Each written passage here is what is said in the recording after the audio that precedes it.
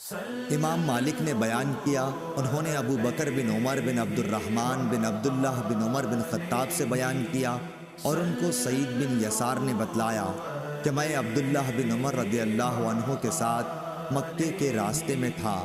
سعید نے کہا کہ جب راستے میں مجھے طلوع فجر کا خطرہ ہوا تو سواری سے اتر کر میں نے وتر پڑھ لیا، اور پھر عبداللہ بن عمر رضی اللہ عنہ سے جا ملا۔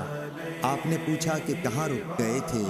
میں نے کہا میں اب صبح کا وقت ہونے ہی والا تھا، اس لیے میں سواری سے اتر کر وتر پڑھنے لگا۔ اس پر حضرت عبداللہ بن عمر رضی اللہ عنہ نے فرمایا کہ کیا تمہارے لیے نبی کریم صلی اللہ علیہ وسلم کا عمل اچھا نمونہ نہیں ہے؟ میں نے عرض کیا کیوں نہیں، بے شک ہے۔ آپ رضی اللہ عنہ نے بتلایا کہ نبی کریم صلی اللہ علیہ وسلم تو اونٹ ہی پر وتر پڑھ لیا کرتے تھے۔ صحیح بخاری حدیث نمبر 999۔